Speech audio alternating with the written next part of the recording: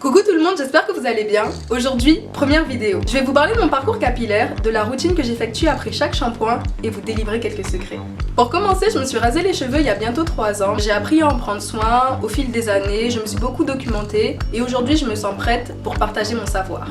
Je vous ferai une prochaine vidéo dans laquelle j'expliquerai plus en détail mon parcours. J'effectue ce traitement après chaque shampoing dans le but de bien hydrater mes cheveux et de bien commencer la semaine. Ce traitement il va vous permettre d'avoir des cheveux bien hydratés, en santé, brillants, vivants. Je viens de sortir de la douche, j'ai fait mon shampoing, mes cheveux sont humides mais pas mouillés.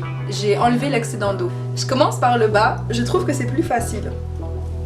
Je vais séparer mes cheveux en sections, pas trop grandes, pas trop petites.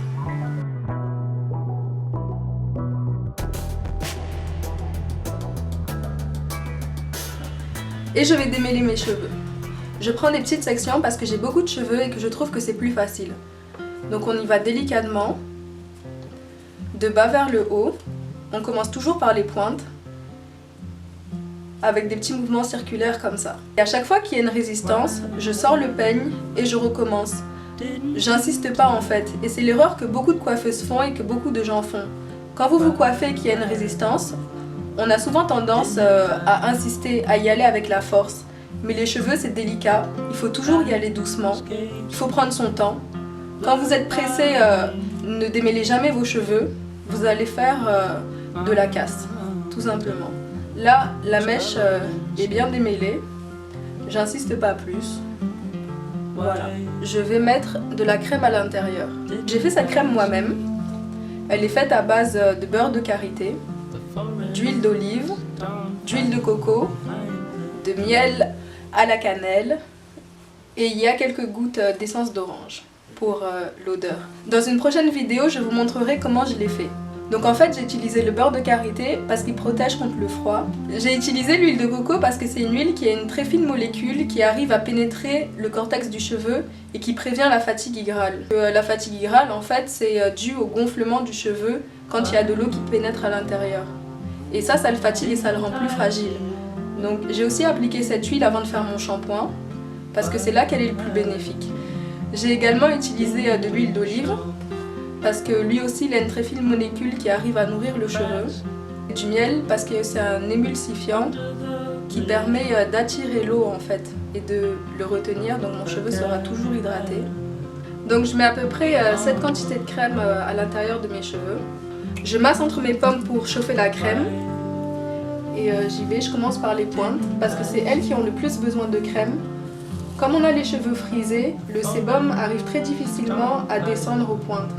Donc cette partie-là, en général, elle est bien hydratée, mais c'est nos pointes qui ont tendance à être fourchues et sèches. Donc j'insiste bien pour elles. Donc là, je vais vous montrer comment faire une twist. Donc pour commencer, on sépare le cheveu en 2 parties égales. Comme ceci. Et ensuite, on les enroule tout simplement sur eux-mêmes, sans trop serrer, juste comme ça, et puis c'est tout.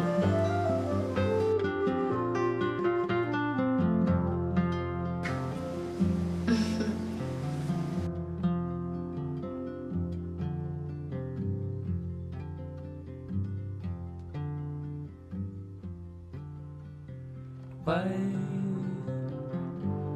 didn't I see?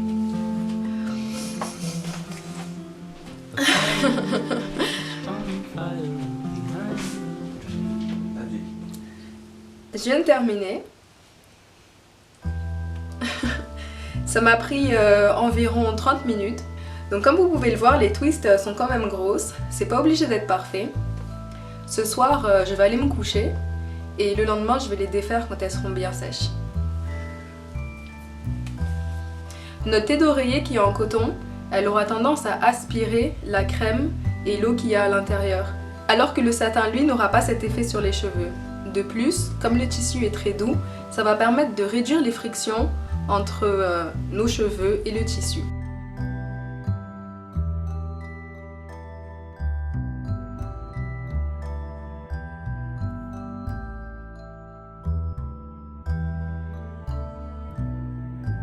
Donc voilà, c'est fini pour ma vidéo sur le soin que j'effectue après mon shampoing. Maintenant, je vais vous donner quelques petits trucs. Tout d'abord, c'est très important d'utiliser un chouchou en satin. Deuxième truc, j'ai utilisé un peigne à dents larges parce que j'ai quand même les cheveux épais et je trouve ça plus facile pour me démêler. Donc il y a des petites boules, c'est bien, ça permet de ne pas agresser le cheveu. De plus, c'est bénéfique de laisser un peu de cheveux à l'intérieur de notre peigne parce que ça permet de réduire l'électricité statique. Quand vous choisissez un peigne, c'est très important d'en choisir un qui n'a pas du plastique qui dépasse entre les pointes. Parce qu'en fait, ce plastique, lorsque vous allez vous peigner, il va abîmer vos cheveux. Et nous, on ne veut pas ça, on veut des longs cheveux. Je vous ferai une vidéo sur comment bien choisir ces accessoires pour se coiffer. C'est ma première vidéo, j'espère que vous avez apprécié. Ce que je compte faire sur cette chaîne, c'est vraiment partager mon expérience, mes connaissances sur le cheveu crépus et frisé. Si vous avez des questions ou des commentaires, n'hésitez pas à les écrire. Si vous avez aimé la vidéo, mettez un petit pouce. N'hésitez pas à vous abonner à ma chaîne. Et à partager. Je vais aller me coucher, je suis fatiguée, à bientôt, j'ai hâte d'entendre vos retours et vos commentaires constructifs. Mouah.